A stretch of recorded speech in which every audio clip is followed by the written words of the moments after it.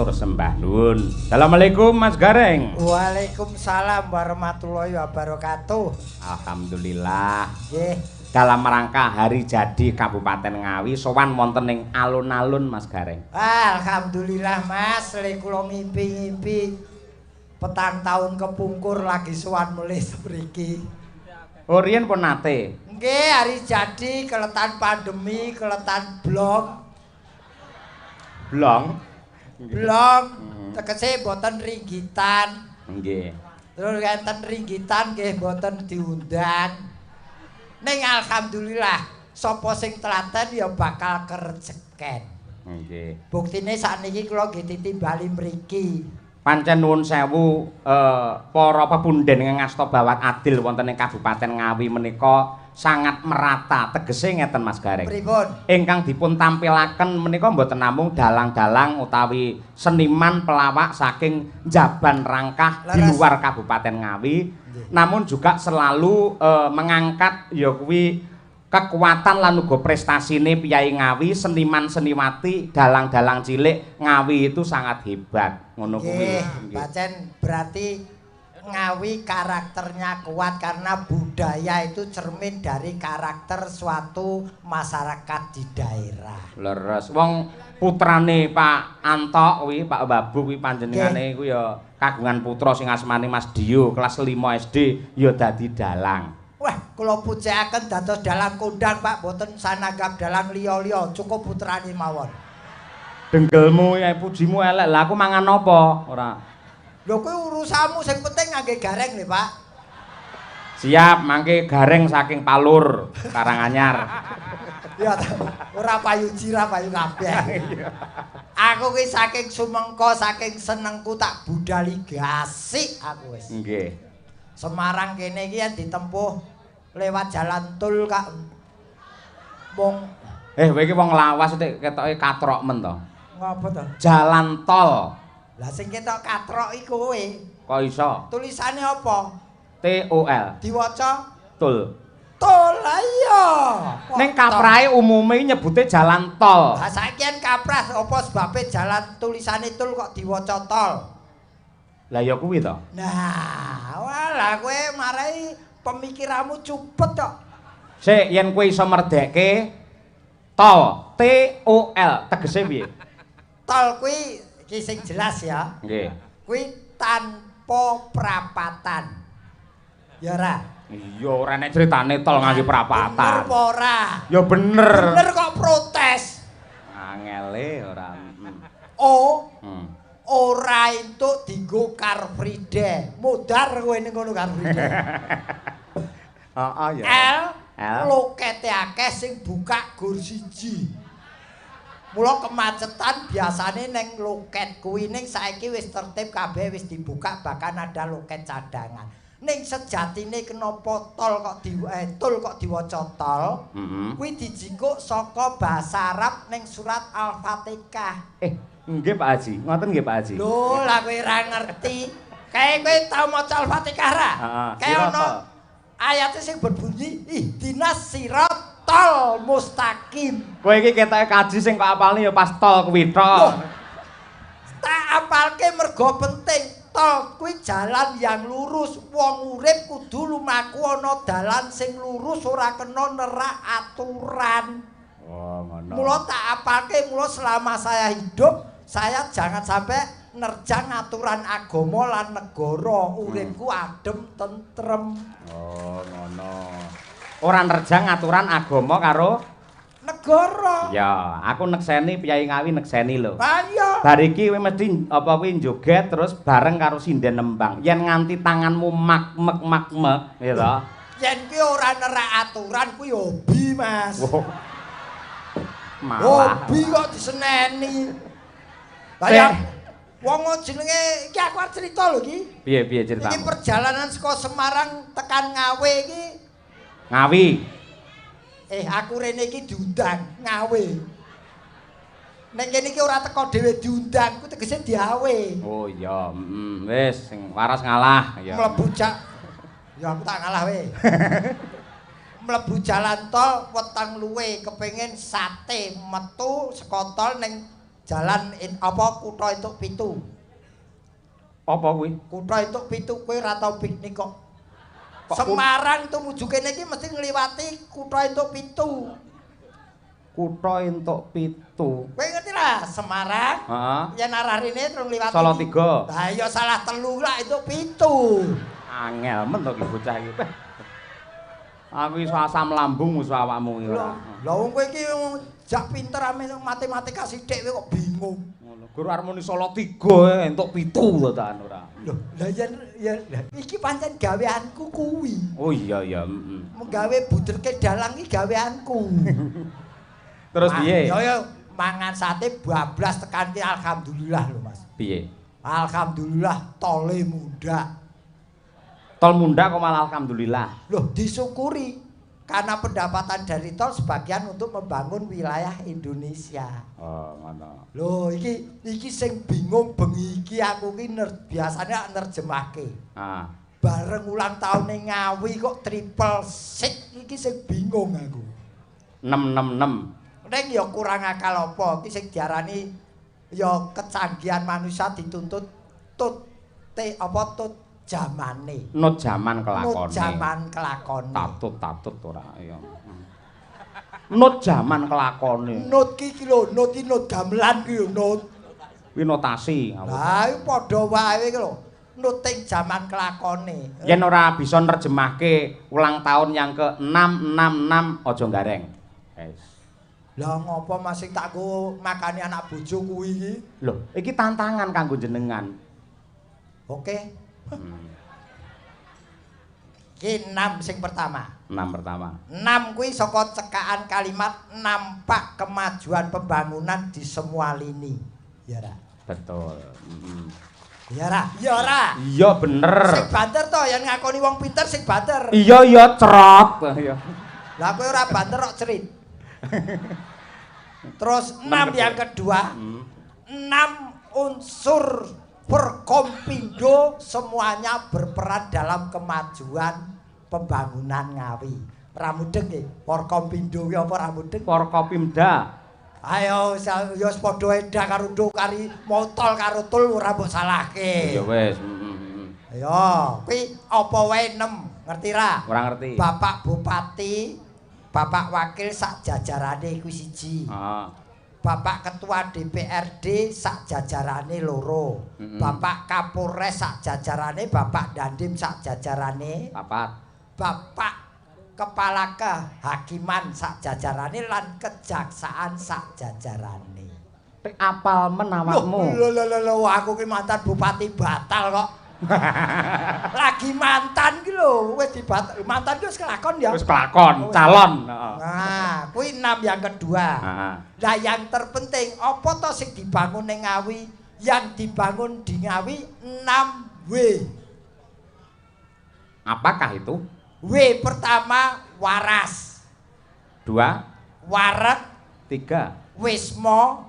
4, Wastro. 5, Wasis. 6. Wirid. 6 ya ki mau ya. Ya. Yang perkara angka iki lho, Badar Togel. Wis ora oleh ya saiki. Lho aku ya pancen ora tau pasang, Mas. Alhamdulillah wis tobat. Lho ora ya ganti Badar mau. Oh iya. Malah ora. Lho iki tegese waras ki kesehatan. Nggih. Wareg kuwi dibangun bidang pangan. Terus wisma ki perumahan infrastruktur. Betul. Lajeng wastro kuwi sandangan. Terus ingkang kaping pira ki mau? 5. Ah, kuwi 5 kuwi wasis pendidikan. Ewadene ingkang kaping 6 wirid kuwi bab agama kene ya digulawentah. Komplit Mas Gareng, komplit temenanan. Wong nyatane ya panjenengane Bapak Bupati mau wis paring dawuh. Bocah-bocah sing berprestasi nyatane ya diparingi wujude beasiswa kaya ngono kuwi. Ora kurang saka 2 miliar kuwi mau malahan. Ayo. Lah iya lah wong iki mau lagi doa maksrit-srit ngono wae. Untuk saweran lho. Bocah-bocah mau ya. Heeh. Cah 11. Heeh. Lah kuwi ngopo? Lho, lah kowe njaluk doa apa? Ora tegese bocah 11 mau lak diparingi mergo iso ndonga. Heeh. Terus sampean arep njaluk apa? Loh, lah aku yo karepku kaya cah cilik-cilik mau lho. Kowe aja ngisin-ngisini. Aku karo kowe kan partner. Loh, ya Boleh ngasih njaluk karo Pak Bupati ya aku isin. Aku kancamu. Loh, ayen perkara doa ya pinter aku wong kowe isone ngadina dunia kasana wa fil akhirati kasana. Bagi nada banar tok. Wayang kok iso ndongane iki sing jenenge rejeki. Nggih. Dadi bocah cilik-cilik bengi iki ya keduman rejeki dalam rangka HUT Ngawi kang kaping 626. Lah Ngawi dhewe, Mas. Nggih. Ngawi dhewe tak sesuaikan pada malam hari ini. Kuwi nama bupatinya Bapak Haji Oni, wakilnya Bapak Dwi. Iya, Pak Anto. Pak Anto. Terus G. guyub rukun masyarakate. A. Alhamdulillah bengi iki mengeti ulang taune kang kaping 606 tahun. W. Wayangan hiburane kanthi dalang Ki Cahya Kuntadi. Terakhir I. Iki bengi ya ana garenge saka Semarang. Kowe nek mesti katut gumun aku. Wis dianggarke kok ora katut. Tak jagake nggo lebon kendaraan kok. Sik, lek Ngawi iki mau ya, kowe mesti kok pikir saka ngomah, wis kok persiapke. Saiki aku arep takon. Asmane Pak Bupati lak nuwun sewu Bapak Haji Oni Anwar Harsono. Ning ana medsos ning IG kuwi Mas Oni, tegese ONY. Apakah penjabaran dari ONY? O. Kok sik to nganggo mikir wow. Lho kudu cepat cerdas Iki asmane bupati lho. Ha iya, Ya resikone gedhe iki. Konsekuensine piye? Orang nomor 1 di Kabupaten Ngawi, ya ora? Betul. Benjenengane beliau. Ya ora? Iya. Sing banter to ya bener ora banter. Wong lagi entuk siji wis kemlelet ora. Yang kedua N. N kuwi niat hatinya yang paling dalam membangun Ngawi dan mensejahterakan masyarakatnya. Ampun dikeploki riyen Pak dereng rampung, ndak saya kemlelet gareng mangke. Y. Nun sewu lho iki. Y kuwi yakin modal beliau. Segala sesuatu pekerjaan kalau dilakukan dengan keyakinan yang sepenuh hati akan terlaksana dengan baik dan benar. Oh iya. Sik aja guyu sik. Sik Pak Oni legane ning ndi? Heeh. Urung rampung. Bapak Oni mesti dibantu oleh Bapak Wakil Bupati. Gaule asmane iki Mas Anto. A. Apa jenenge? Jenenge piye? Jenenge Dwi kok diundang Anto. Oh, kowe pengen ngono. Ya wis. Persuku berarti. Perhuruf lho wong pinter iki perhuruf. Wah, iya dawa lho iki. Dwi ngono wae kok dawa. Oh, D W I to. Iya. Lah Riyantone. Rianto apa melu to bengi iki? Kowe iki goblok. Pak Wakil Bupati asmane iki Pak Dwi Rianto Jatmiko. Lho kok sik lho wong Pak Bupati mau Pak Oni kok saiki wakile ya Pak Dwi ngono wae. Oh, sing cekak kowe. Ya wis aku manut awakmu. Golek ngirit gareng kita iki ora. Ayo. Tole muda. D. Ayo, Ndang. Sik. D kuwi dadi wakile Pak Oni jabatane, ya ora? Betul. Ya ora? W. W kuwi wasis piyayine, wasis kuwi pinter. E insyaallah bisa insyaallah bisa mengemban amanah masyarakat dengan baik dan benar. Apik. Aku titip siji entuk ora? Apa? Bojoku. Sapa? Men seneng bojoku. Sapa? Sukesi. Sitok ereng, sitok ae ora. Persuku kata ya. Persuku. Susah hatine di bojo bagus. Wis aja kok tutukne lek kowe. Lah malah ngenyek aku no malah no. Yo jare kok nerjemahke. Yo sing apik ngono. Lah iki yo apik. Lho apa ya ora apik? Lah iso susah hatine duwe bojo dalang lah wis ngelek-elek aku to wisan. Ora dalang bagus. Duwe bojo wong bagus susah hati. Oh ya. Mergo ragate akeh. Kowe lak nganggo skincare bareng.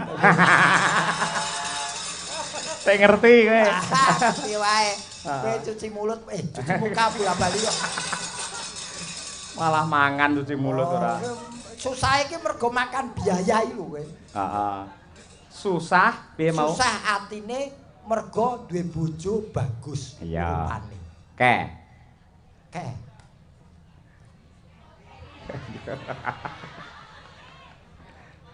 Ketok yen gede jemburune. Betul. Ayo. Si terakhir si siap menjadi istri kedua.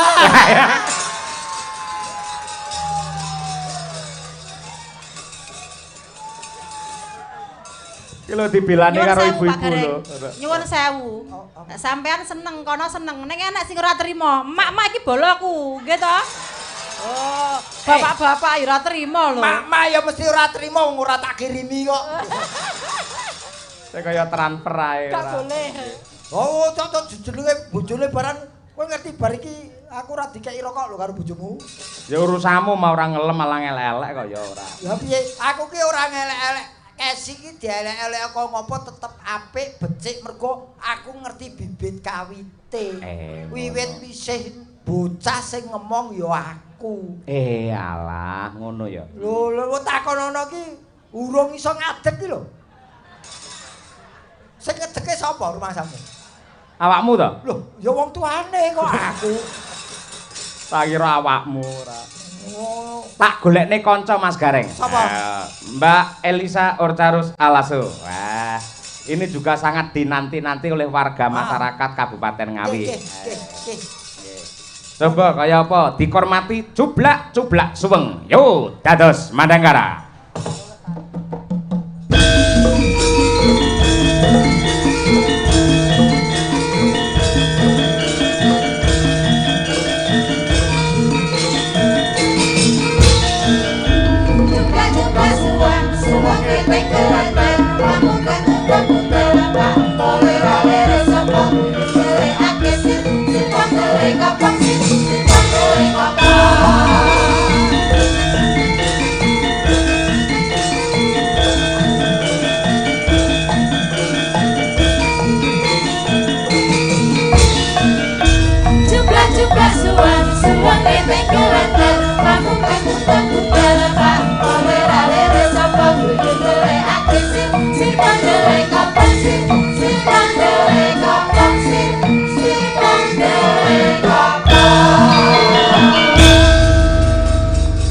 Sugeng dalu Mbak Elisa Orcarus Alaso. Ngaturaken sugeng dalu wilujeng dalu Mak Cangi, Mak Limbo, Pak Cahyo Kuntadi ingkang minulya lan sedaya mawon para warga ingkang tumplek-blek rawuh wonten alun-alun Merdeka menika lan sedaya ingkang rawuh para ingkang kula hormati.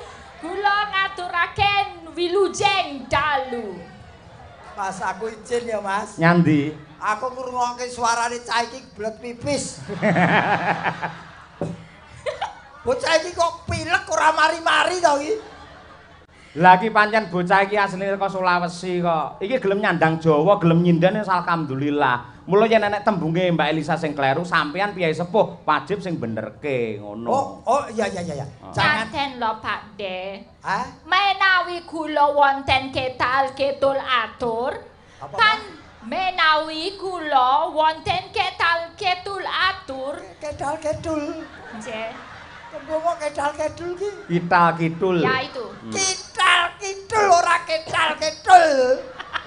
Kital-kidul adu. Kital-kidul ngatur. Nggih. Kula nyuwun pangapunten lan nyuwun dipernahkake. Nyuwun dipernahkake. Ya. Panjenengan sing wis wis senior, wis rada tuwa, rada mernahke stetek, mboko stetek ngono lho. Nek aku nggon ngomong ki salah. Ngerti anatomi tubuh ora? Waduh. Setitik, mboko setitik, ora setetek, mboko setetek. Maksudku ya sedikit demi sedikit. Setitik, mboko setitik, sedikit demi sedikit. Iya, Pak Dik.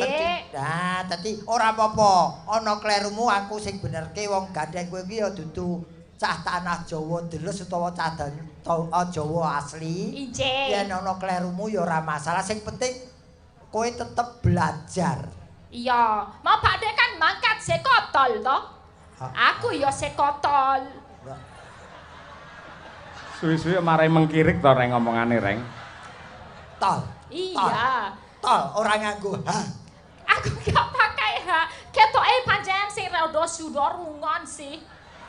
Aku bilang TOL. Lah ya tol. Yo. Kan kenean saka dalane, dalan tol.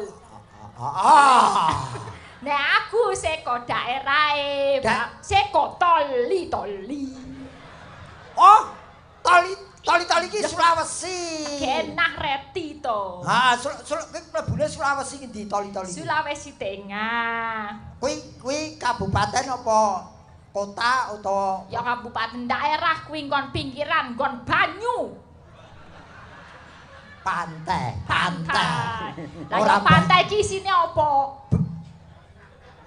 Nah, ya ora banyu tok ya ana praune barang kok.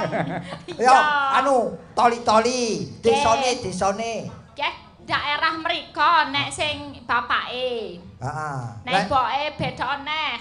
Ya ora toli-toli. Ora. Ngendi? Seko Lambelu. Lah lambemu dhewe kuwi kok. Kuwi wilayah wireng, Lambelu kuwi wilayah. Lambeku kok. Lambeku Ono to wilayah. Iki nggo gedhekke awak lho, kok lambeke. Ora aku ora metu saka kono ya, Pak Deh. Masa aku metu saka kono ya ora sedeng. Ra sedeng. Sedeng kok Kanggo sedeng. tembokku aku metune. Sedeng ora sedeng. Ya, sedang. Anu lambe apa mau jenenge? Lambelu. Lambelu kuwi nama suatu daerah di Sulawesi. Ya, Dadi jadi bapak carane sekontol. Palu lewat Bon Kopi, lewat Doboli. Hah? Kok dadak. Wah, aku ora tahu. Aku omong prasaja ora tahu doboli aku. Wah, Pak Dek ki sesuk ki nek ngopi sing gentel, nek dolan sing adol. Kentel. Basa kowe Mas aku. Ora awakmu wae iki apike lek karo awakmu. Awakmu. Iki ya sak jam Elisa mong terus. Suwi awak. Tenang, sabar. Aku tenang ora ngerti-ngertiku tenong.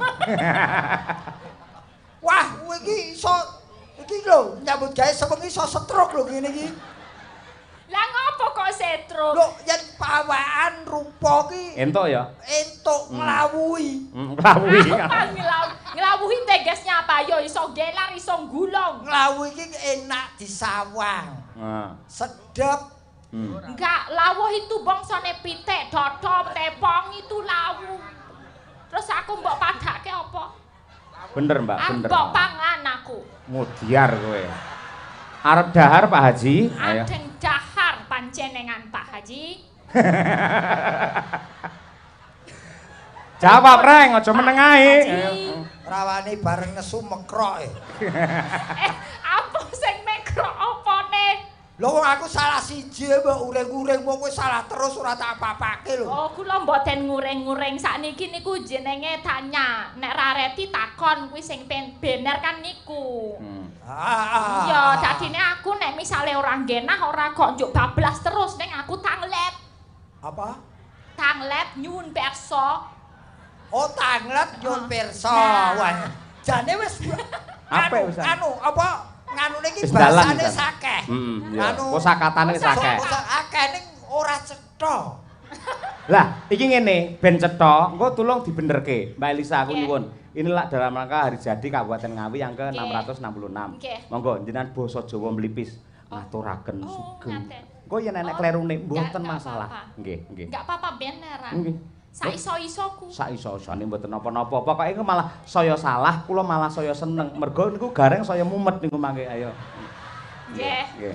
Ingkang bagen Kawula nggih nami kula Elisa Orcarus Alaso. Top terus. Ajeng nderek mangayu bagyo anggenipun ngawi ramah menika kagungan hajat inggih menika ambal warso kaping enem ka 600 enem doso enem Tidugoke. Wong kleru nyenges. Nemat. Penting kendel sing penting kendel. Kendel kok kendel. Wah, lagi dibenake angkane wis kendel iki. Piye. Ingkang kaping Enem 666. Ora 6 dosa. sewidak saka ngendi? Malah nyeneni iki, Mas. Sing bener saiki nek bar sedoso 10 dosa itu kali dosa, 3 dosa, 4 dosa, 5 dosa, 6 dosa. Engko terus dosa muka. Wong dikandani ngene 666. Yen 60 ki ora kanggo dosa ning wis karan sewidak. Sewidak kuwi sejatine wis cedhak. Oh, mula diarani sewidak aja dilih. Padahal umure piro? Aku ya wis kurang setahun sewidak sejak ora. Malah gawe blegungan dhewe kowe ora. Leres niku Mbak Lisa sing bener nggih 600 mboten usah dibasake. Lanjut. Enem atus sewidak enem. Nah, pinter. Kula dongakaken lan kula puji-puji lan kula bangga-aken.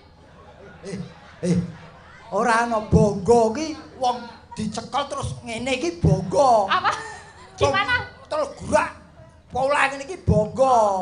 Membanggakan yang saya banggakan. Lah ya banggakan ya banggakan. Ya apa Jawane kuwi Indonesia lek. Ya banggakan. Ngene lho, ingkang kula tresnani. Ngono cekap sampun. Wong dibanggake. Ya poin itu saya banggakan. Banggakan ki bahasa Jawane apa? Apa ayo? Banggaken. Lah, kandhane ya. Awake dhewe wong Jawa asli malah goblok ya orang Malian. Mangsaku karo virus iki landhep iki. Ingkang kula bangga-aken Ya, yen ben. menika setunggal ngawi nika kagungan setunggal ramah niku ingkang paling penting. Penting. Penting ya penting, ora pentung. Nggih. Penting. Penting. Weh. Penting ini apa ya bahasa Jawane? Ojo penting. Apa? Kuwi gawean lawas penting kuwi. Penting. Wigati.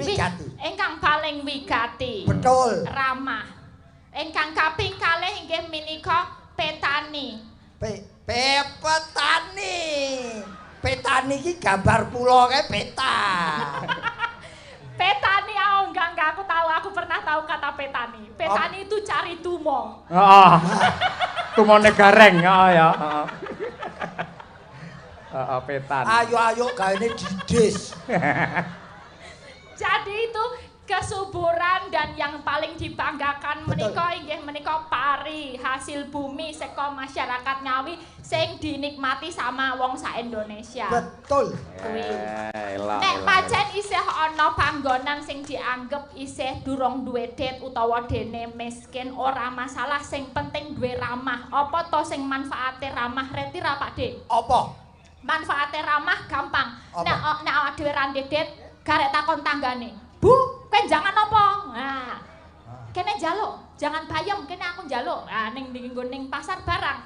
Bu, iki aku tak nganu ya nempil dhisik brambang, bawang, bayem, lombok karo wortel kabeh nempel sik ya tak bayar sesuk. Kuwi adalah fungsi keramahan. Kuwi ora ramah, kuwi ngrekes.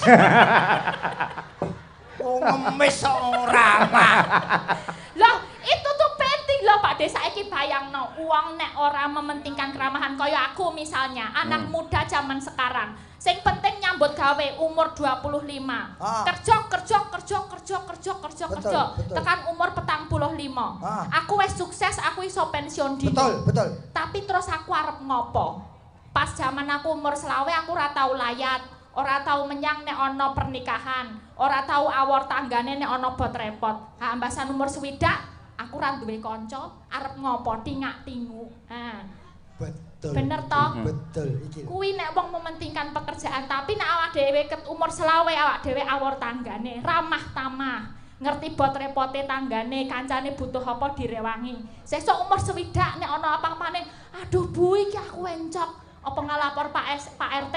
Diterke langsung ning rumah sakit. Monggo Bu kula terke ya, kuwi fungsi keramah tamahan. Iki lagi. Jos, lagi pancen kandidat dokter kok calon dokter. Iki omongane dokter ya iki. Yen ki mau sing pertama mau mahasiswa anyaran mau. Ya bener. lah. Iki bener, keramahan itu penting karena cari orang pintar, golek wong pinter akeh, golek wong sugih akeh, golek wong pangkat akeh. Sing arang-arang kuwi golek wong sing gelem kumpul karo wong akeh. Benar, kuwi hebate Ngawi sing duwe ramah tamah nomor 1 sak Indonesia. Betul. Nah, niki ngeten, Mas Gareng kalih Mbak Elisa kalih guyon nggih kalih nembang. Ngoten nggih? Nggih. Cocok. Kula wacane rumiyin, nggih. Assalamualaikum warahmatullahi wabarakatuh. Waalaikumsalam. Serat katur dumateng Bapak Dalang sak rombongan. Nah, mugi-mugi Bapak Dalang sak rombongan pinaringan kesehatan saha rejeki ingkang barokah. Amin. Dipun paringi umur panjang. Amin. Serat menika saking kula Bapak Suwarna, grup Blantik Dadung. Wonten ing Ngawi. Dalu menika kula badhe nyuwun gending setunggal pepeling angka kalih kelinci ucul. Matur nuwun Bapak Dalang saking kula Pak Suwarna. Nggih, menika. Iki sampean waca Mbak Elisa. Kula sik baca. Iki dulu. Wah, nggih saged lek jenengan iki. Nggih. Nggih. Kepada kok kepada kok kepada. Oh ya, kepada Pak Dalang Cahyo Kuntadi. Kula sponsor ayam panggang Sidolaju atas nama Pak Ari Pom. Nyuwun gending sigrak-sigrak nggih, Pak. Nggih. Kok ana ngonone ya. Setunggal eling-eling Banyumasan. Pokok men Bu Kesi engkang nembang. Mbak Tuti engkang bekso, weh apal nggih kalih member-member Madangkara original. Member ya apa tuh? Member. Oh member. Dua, langgam ulo tampar Mbak Umi. Kula paringi ayam 5 kardus kagem Pak Cahyo. 2 kardus sing 3 nggo Mbak Tuti. Terus Mbak Elisa dan kawan-kawan matur suwun. Gareng di gareng ora nek to gareng? Ora neng. Neng nek 3 dibagi sinden cacah 9 ki entuk. Ya kok dibagi-bagi ora ketanggon ceker. Iki sirah, dodo menthok, suwiwi, ceker. Iku tekan kene telek. Aja to ora malah telek. Lho pira ya ora cukup. Ya matur nuwun, Pak, paringanipun. Nggih, nggih. Ugi wonten cobi bukesi wau sing saking sinten Pak Harnoto wau kalian ngondak malah kesingsal kali Pak Lurah Haryanto Kewadungan wau bukesi. Inggih, menika Bapak Lurah Haryanto Kewadungan, Pak Cahyo. Nggih. Ngersakaken tembang monggo nderek. Menawi kepareng ken mromosekaken bilih mengke tanggal 2 September mapan wonten dalemipun Pak Haryanto wayangan Ki Cahya Kuntadi bintang tamu Niken Salindri. Hebat niki Pak Haryanto. Gareng mboten nderek. Mangke kula usulke Niken Salindri kalih jenengan Mbak Elisa. Kula usulke mangke. Kula nggih. Aku ora melu. Aku ora diusulke. Gareng mriki pun enten kathah mriki. Muga-muga dandres. Dungane elek. Aku ora dijak. Ngono wong nganggur ora dijak. Isine ta Bu Kesi Pak Harnoto? Saking Tenggarong menika. Pak Harnoto ingkang sampun nate nimbali panjenengan. Menika sampun kepareng ngersakaken lagu sembarang lagune sing penting gayeng Pak Dalang. Sembarang iki sing aran sapa? Sembarang tegese manut kene ngono lho. Oh, manut kene. Kelinci ucul Mbak Lisa. Ayo iki luwih dhisik jenengan sing ngaturake. Pepeling rumiyin. Apa Pepeling rumiyin no. Kelinci ucul riyen, nggih, nggih, kelinci Apa ucul. cetha kaya ngene kok nembang. Aja ngenyek. Giri lusi jalma tan kena kinira. Lek omong pancen ya ting pecotone lek nembang, woh, kowe ra kedanan pengen roh wujudmu aku. Oh, giri ora lusi, giri iki bis lho. Iya. Niki nggih bawa. Bawa Tapi bawanya gula sulihi yang lain boleh. Bebas, monggo. Ya, dandang gula Malangan ya. Wah, Malangan nggih. Wah, sake. Ngapa kok? Uripe Malang kok dandang gula. Ya sesuk ganti mujur. Maksudnya gagrak Malang Oh, gagrak Malang. Nggih. Ayam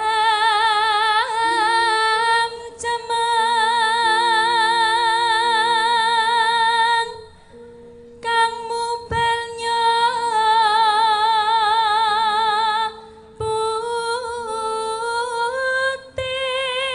putih. Iki luar biasa ya. Elok tenan Ngomong ora cetol, bareng nembang kok cetho iki. Nah, iya. Iki laire ning tengah gamelan bocah iki. Ora ya. Lahir di Palu. Oh, lahir di Palu ya, Heeh, di Palu. Heeh. Piye ampuh ra? Apik. Simbok nganten mandeka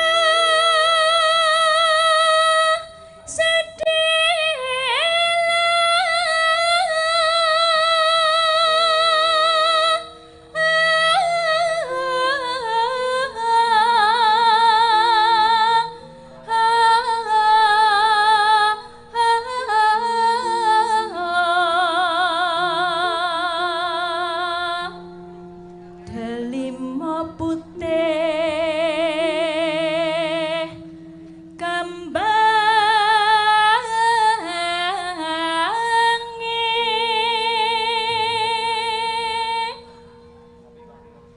mandeka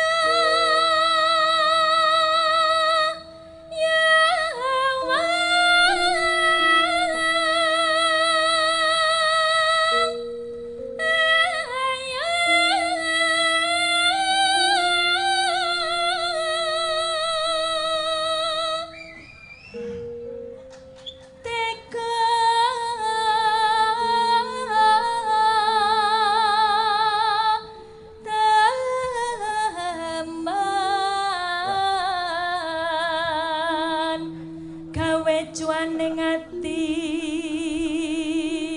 Bareng wis nembang gareng bungkam 1000 bahasa deh. Ayo. piye Pakde Ora mantra-mantra yen iki bocah Sulawesi. Lah iya to. Wis ayu, pawan apik, swara becik, dokter. OTW Doro Oh, lah ya calon dokter. ya Tapi kok urung duwe bojo. ya mek nowo ento wong nyawi kene Oh, mbok menawa Menawa. jodohmu piyayi Ngawi ya. ya menawa Menawa kok menawa.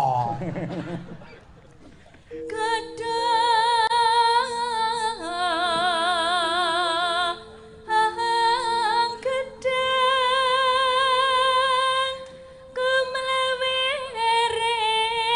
kumlewering jagan apan boyong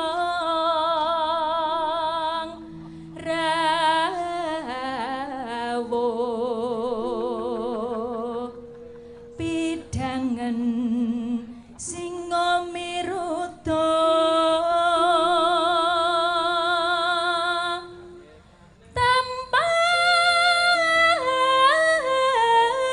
tampar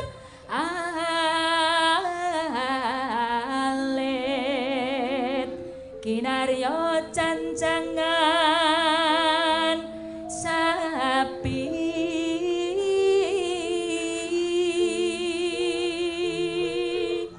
Iki hafalan ya. imbangono prangta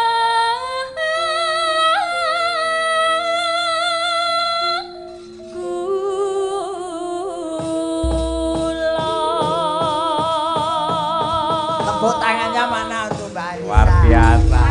Reng, awake dhewe aku wong Solo, sampean wong Semarang. Ya to, luwih cedhak ning Malang to iki Sulawesi ya. Ah. Iki iso Malangan awake dhewe ra iso to Malang iki. Ya muga-muga uripku ora malang wae. Lah iya. Tapi luar biasa karena karep mau ditimbangi karo keyakinan akhirnya bisa. Ya, ora yakin kudu sreget. Karep ditimbangi karo sreget. Sregep. Ya. Sregep. Nggih, Pak. Sregep. Ayo, oke. Lah kaya ngene suarane apik, pinter tur ya ayu. Calon dokter. Ora payu rabi. Aku wis sumpah sakjroning ati, lek ora payu-payu tak tampa, wis to. Tak tampa dadi kru Madangkara, ngono lho maksude. Duh. Omonganmu karo atimu ora padha. Monggo diaturake Klinci Ucul Mbak Elisa. Yo.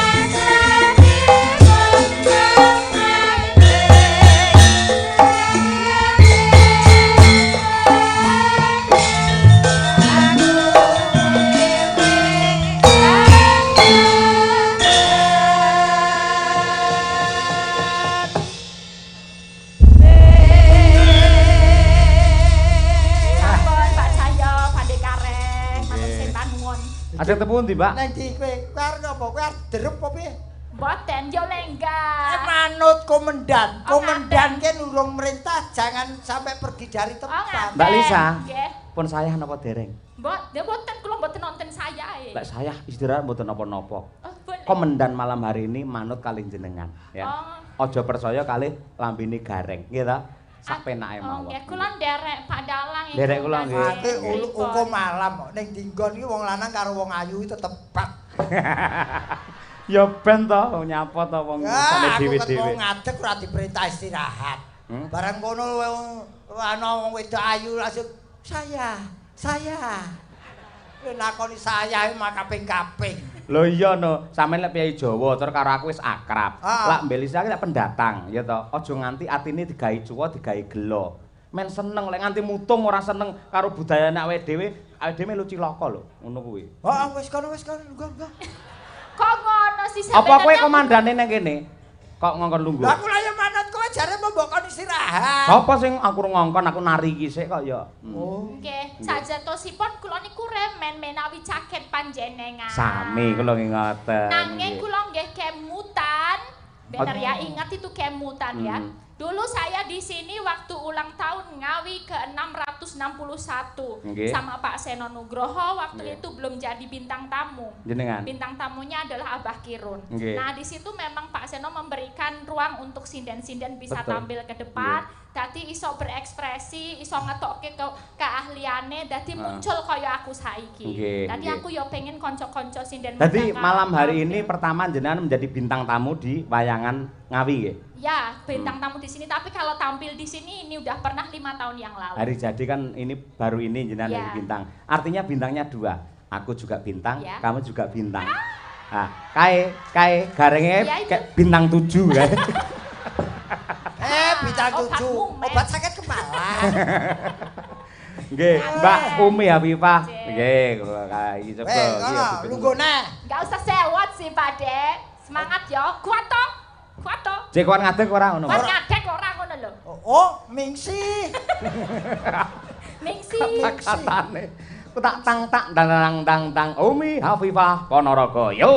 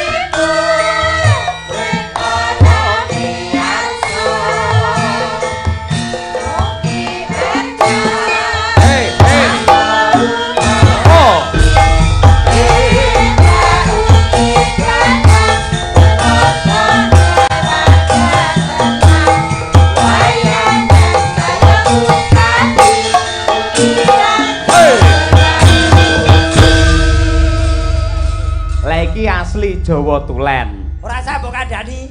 Heeh. Aku janean kepethuk cah iki jane ibu.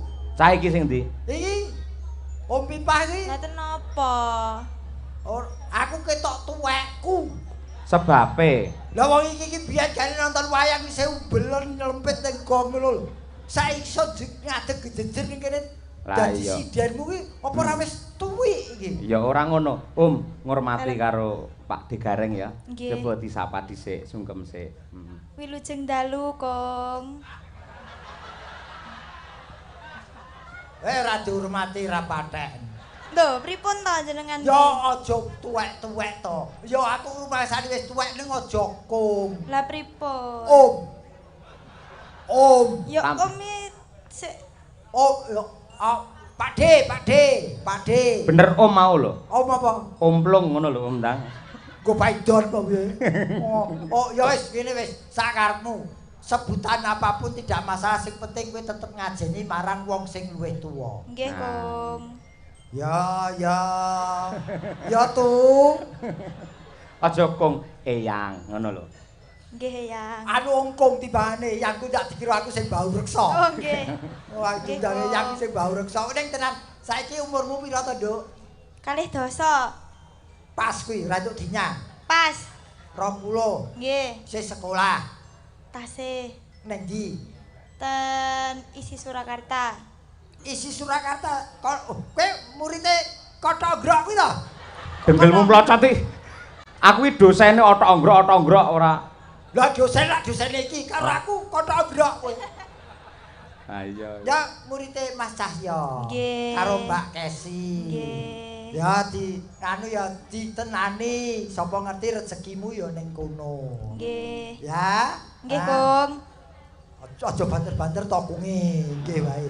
Wis duwe pacar apa urung? Dereng. Lah kowe iki gaweanmu apa 20 taun ra duwe pacar iki? Lah kula nek gadah pacar dilarani terus kok. Wah. Piye rumuse ben ora dilarani anu? Pak Gareng. Sik. Kowe dadi selama umur 20 tahun ki urung duwe pacar, mergo duwe pacar dilarani. Nggih. tak kei rumus. Pripun? Sadurunge kowe duwe pacar ta iki? Nggih. Kowe duwe pacar, sadurunge kowe dilarani pacarmu pedoten sik. Lha pripun niku? Lho lah timbangane kowe engko dipedhot, alung medhot sik. Ngono. Mula aja golek bocah nom, aja golek wong bagus, golek wong sing tuwek-tuwek ngono iki. Bener kuwi kok keroki angler wis ndeke kuwi. Nggih kan mboten pas to nek kula kalih jenengan. Wah ya ora, maksudku ora kudu aku. Oh, ngoten. Wong sing temuwa sing iso ngomong kowe. Nggih, Kum. Aku iki pol-pole yo jangan bergerak kuwi. Ngene lho pedomane ngene lek golek pacar Pripun? Pedomane 3an. Napa niku? 3an. 1 beriman, 2 tampan lahir batin lho ya. Nggih. 3 mapan. Aja nganti gelem ayo kita berjuang dari nol ngapusi. Kuwi idealis. Betul. Ngono kuwi. Idealis. Kuwi pedomane wong idealis ngono. Kok ngono? Golek pacar calon bojo kuwi ora usah 3an mau. Lah napa? Loro wae. Lanang urip. Berarti wedhus kae ya lanang urip lho. Terserah. Ora golek wedhus wong menungso golek wedhus. Nek kowe ora sekolah sik ditutuke sarjana kaya Bu Kesi yen iso dadi dosen uga ngisi Surakarta. Amin pangestunipun, Kung. Kowe aja kanggung-kanggung lho. Lah pripun? Ya pangestunipun ngono. Pangestunipun. Ah. Kung. Iki bocah iki latah ya. Ya kene-kene, ora apa-apa. Sing penting ketokno. Sampai di mana kamu menjadi mahasiswa isi kepinterane sing wis mbok cecep ki apa? Nggih. Dadi Bu Kesi iki sing mbok cecep apane? Ngono. Nyapa sing nyecep aku kuwi malah. Oh sing nyecep kowe to? Maksude iki Ilmune. Lah iya. Nggih. sing kowe wis mbok jikuk saka Bu Kesi apa? Yen aku percaya kuwi ilmune akeh. Yen kae sithik. Lah kok saged? Kae akeh sing wedok karo sing lanang. Napa nggih? Mula karo sing wedok wedi ae. Nggih to, Pak? Nggih to. Pancen tak akoni. Ning ya sebelahmu ya padha lek nang omah karo bojone basa kae ya. Oh, kae majikan kok. Ya ki Apa wis sing dikersake Ula Tampar karyanipun Mbah Sukron Swanda. Menika. Lah iki lagi krungu ki aku. Nggih. Gandeng diparingi ayam panggang aturna sak becik-becike Ya. Nggih. Ngemate suarane Umi. Takul nggih kene to. Bebas. Jejer Desi iki. Winong kok Desi ora. Oh, Desi ki adine Kabul.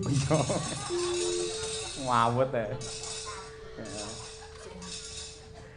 Nano. Mate seri angkleng darma. Toprak iki. Toprak. Iya, cerita toprak. Hana cerita tingkae ula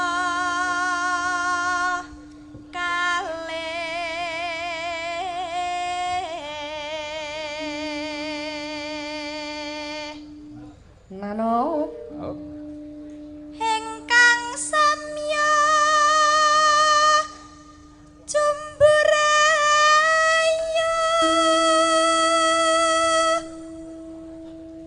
jenenge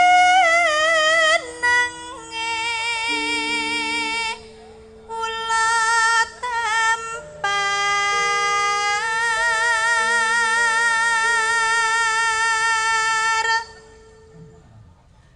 wani gunjak garwane sang maha wiku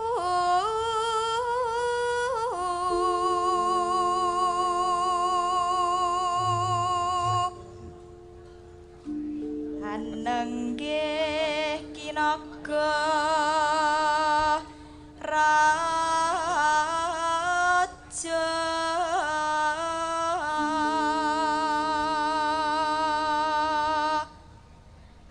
sesilih nyinaga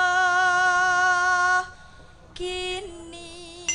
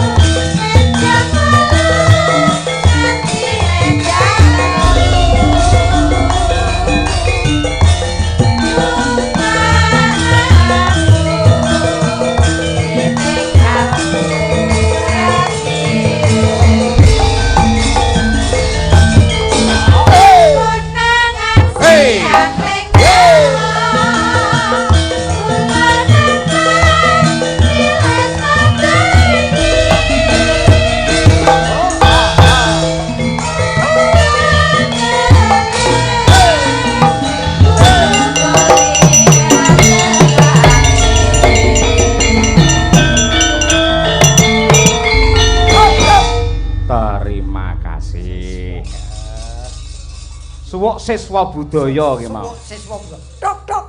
Ayo. Bayaran. Ora kudu dondong tandha ninong. Ora. Wis versine wis baru. Heeh. Kaya anggere sego pecel metu ndang suwuk ae. Ki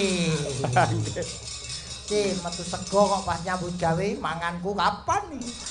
Sampeyan diniati tirakat mrihatini piyai Ngawi men saya barokah ngono. Oh, nggih, Pun. Nggih. Kula dongake mugi Ngawi saya ngrembaka kanthi lek-lekan dalu menika tirakatan sesarengan dongake Ngawi seluruh penjuru bisa ngrembaka kalisir Buddha Gudha Rencana saha lelara. Amin ya rabbal alamin. Bintang-bintang Madangkara masih ada Mas Gareng. Siapakah itu? Mbak Winong Nawangsih. Nggih. Menika ponakan kula saking Tulungagung. Ya, Kali Mbak Birgita Ayu. Wah, Nah, niki pun kula ikrarke dadi anak kula. Iki. Nggih. Sok yen rabi aja sambat sapa-sapa, Nduk. Omong karo bapak, wis. Kok akad nikah bapakmu? Lek aku muslim untuk menjadi wali tak waleni, aku ora usah tanggapan tak maleni awakmu. Wis pokoke tenan apa-apa diragati karo Pak Cahyo. Tenan. Wiwit A nganti Z kabeh sing ragat Pak Cahyo. Iya, Wis. Ning wiwit bengi iki dan seterusnya lek nyinden aja njaluk bayaran ngono. Oh, ya tombok. Lah iya. Ora ya. Mbak Birgita karo Mbak Winong tambah Mbak Elisa dalam lagunya yang lagi tren Gitir Sumilir. Nonton ngematke. Apa? Nggih. Aku seneng iki kintir pinggir ki. Gitir Sumilir. Lah ya, semilir kena angin terus minggir. Iya. Maka Mbak Elisa tengah terus sing ngapit Mbak Winong karo Mbak Birgita. Ya, nggih. Apa? Maka sa dipun aturaken Gitir Sumilir dados. Hei ho hei ho hei. Ayo las.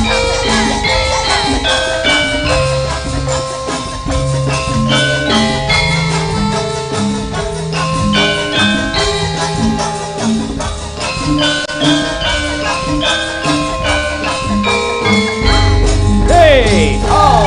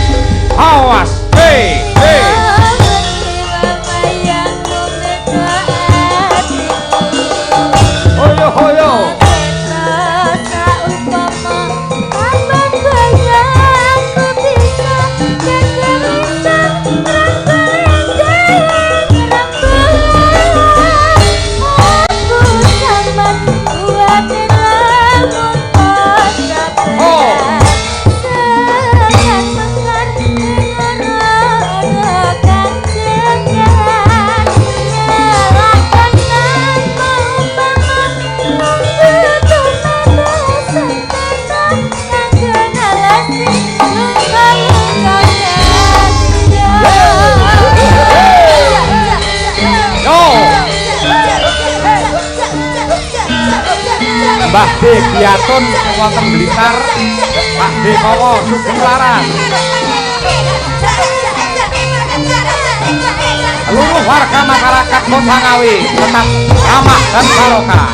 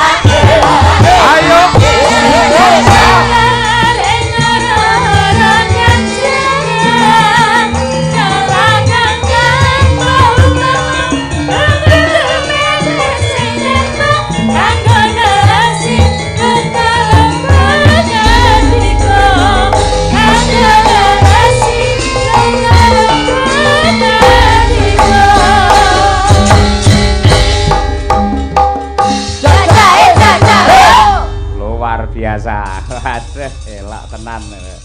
Dadi dikompliti ngeten Pak Gareng. Pripun? Wiwit saka klasik, langgam nganti sing hot ngeten iki. Sing diarani seni itu tidak stagnan. Betul. Menurut nuting zaman kelakone. Leres. Senggaan saiki werna-werna saiki senggaan sing anyar ki mau pacul. Sekop. Ayo sekop karo pacul ki weke tukang padha.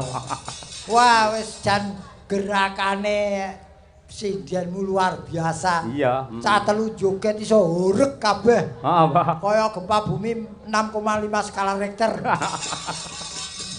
Mas Gareng. Nun.